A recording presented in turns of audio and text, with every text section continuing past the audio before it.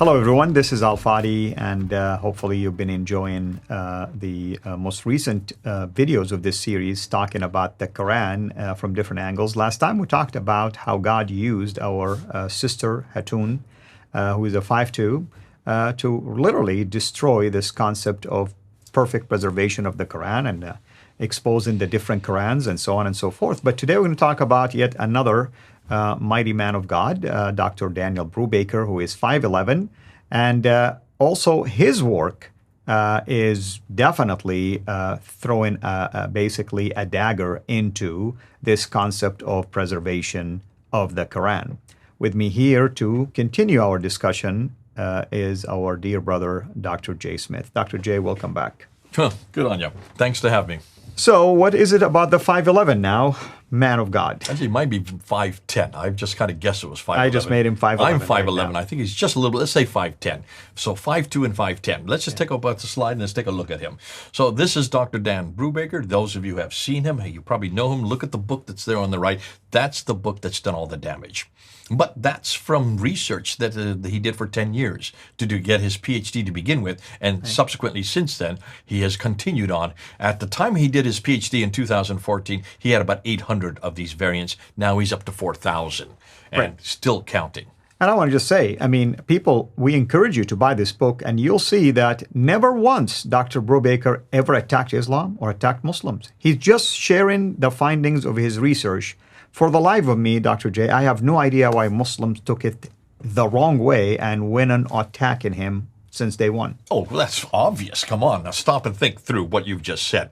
This has done so much damage, they have to attack it. There's no other recourse. They can't answer it. Altakulic has written a book trying to. And that's the reason. Just they cannot respond to it. They cannot really respond because it's visual. Let me just show you what I'm talking about.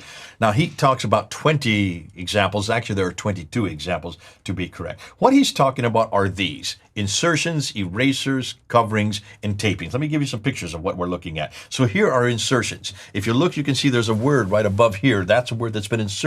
You can see there's a word here that's been inserted above the line. If you look over on your side, just point to where the word has been inserted right there. This one, so these words are inserted at a later time. What else does he have? Well, he also has what we call our erasures. There's an erasing, there's an eraser, and there you see. Right here, you can see an eraser. It's obvious that they are censoring the text. They're standardizing the text. They're erasing something that was there earlier. And then you have erasures where they've written over top. So here you can see some letters that have been erased, and to the kal, the kaf, and the lam have been put, kul has been put over top. There you can see where they've erased it and they've written it in red. Right. And here is a whole word was erased and replaced with the word yasjudun, they bow down or they prostrate. So these are erasures with written over top, so that's obvious censorship, and they're actually redoing the text.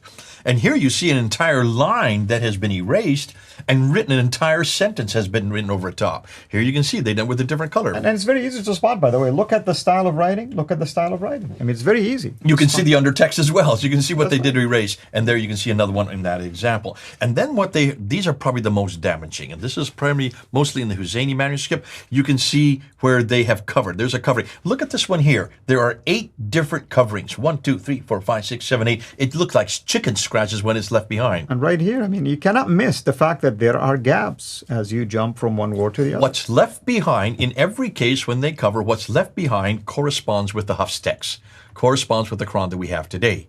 So this was all intentional. This is all censorship at its worst. Here they have coverings where they've written over a top. Here you can see 1, 2, 3, 4, 5 coverings where they, in some cases, they've written over top. There you can see where they've written over top. There you can see where they've written over top. Here you can see a whole word that has been covered over there, and over to your end you can see a whole line that has been covered and then been written over top. And then what we call tapings. Now when you look at this one here, it looks like maybe it's been damaged. But when you look at the back side of that square, he knows there's no damage whatsoever. So that is censorship. And where the tape, here's a tape, there's a tape, there's a tape over on your side. You can see one at the very top.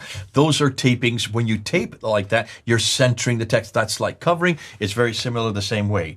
What is fascinating is when he introduced this in 2014, he gave him 800 of these to me to debate Dr. Shabir Ali. Dr. Shabir Ali and I were going to do a debate on this very thing. And what was interesting at that time, he had no idea, he had no Shabir Ali had no idea what I was going to introduce. He had never heard of this before. What Dr. Shabir Ali did when he heard about these coverings and these tapings and these inserts, and he said, well, listen, I don't have to worry about this. When you look at the Quran today, you'll take these 19 verses. I'm sorry, you look at these set of verses and use these set of verses, you get the number 19. You look at these words with these words, you get the number 19. You look at this section of text with this section of text, you get the number 19. 19, 19, 19. Jay, it's a miracle of God. I don't care about these coverings. I don't care about these insertions. Don't waste my time with all these erasures. 19. Prove to me now that it's not the word of God. So I went back and I asked him, okay, these set of words and this set of verses, which manuscript are you talking about? Exactly. There was no versification back in the 7th century when you're saying. In fact, none of these manuscripts have any verses. So what verses are you talking about? What order are you talking about? And these manuscripts don't even have the same order that you were talking about. This 19 doesn't exist. So what manuscript are you referring to? What Quran are you referring to? It took me 19 minutes to give this whole assertion. What a coincidence. Right? I measured. It was exactly 19 minutes. That's the miracle. I said, that's the miracle you've done. But it took him a long time to finally admit the manuscript or the Quran that he is talking about is the Hafs Quran, which was only really created in 796, the 8th century, but was only chosen as the official Quran in 1924 for Cairo and made official for the whole world by the Saudi Arabian government in 1985. Once he had admitted that, his entire debate fell through. That was in 2014, 8 years ago now. After that debate, it was so embarrassing to him that he had to finally write a 9-page rebuttal to me 2 weeks later and send it to me. He's never had to do that in any debate. Try to shut down all the anger that he was getting from all over the world. Because not only 700 people were at the debate itself, it has over 100,000 have watched the debate all over the world, and it's getting probably close to 200,000 now that have watched it.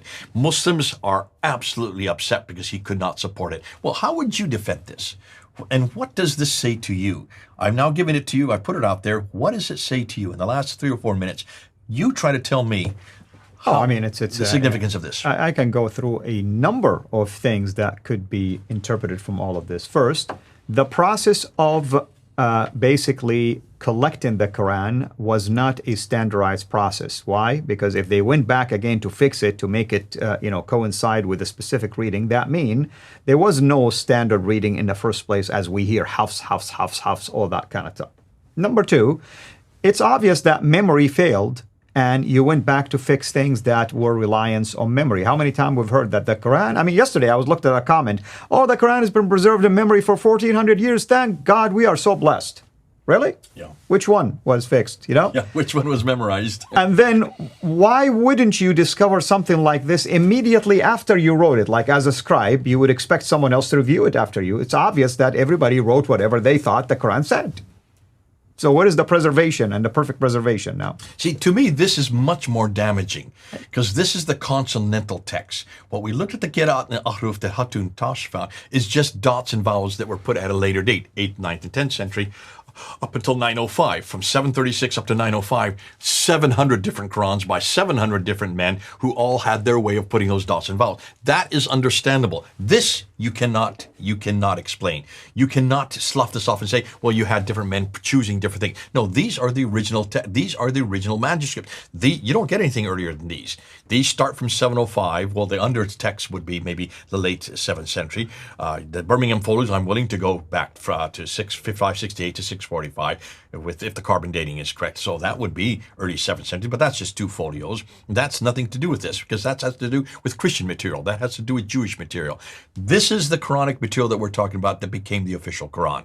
By this time, when they're writing the Quran, and yet they make all these corrections. These are later corrections. These are later censorship. This is called standardization. You're trying to get the text so it is the same as the Hafs text that we use today, the official text that was used in the Ottoman period. The Hafs was the one that they chose, proving that this all came after the fact. And if it came after the fact, that means that men have done this, because men are the ones that erase. Men are the ones that insert. Yeah, it's a product of man, right there. This is the men are the ones that actually write over top. And you can saw in some of them, when you looked at them, you can see they were even done with different colors. I just want to show you back. Look at the slide again. Let me look here. Look at, you can even see, here is one that is done in red. There's another one that's done in red. And then this one was done at a later time. The style of writing is not even close to the ancient way of writing. So how did they know that this is what Muhammad says? And what else is in that one? It has fatta, it has a fatta, and it also has a diacritical marking and a dagger, of course. Dagger aleph. Yeah. These did not exist in the 7th century. These did not even exist in the 8th century. So that is a much later erasing with, in this case, overwriting over top of it. So you can see in these cases, this is intentional. And when it's intentional, that means it's man-made. And when it's man-made, that means that eradicates any notion that this comes from God. That means any notion that this is eternal, and that erases any notion that not one word or one letter has been changed. These are consonantal changes. These predate the diacritical changes. Amen. Thank you so much, brother. And hopefully everyone is enjoying all of this. Before we close, what are we expected to look at next I want to time? look at the 63 fragments that the Muslims claim existed within the 1st century of Islam.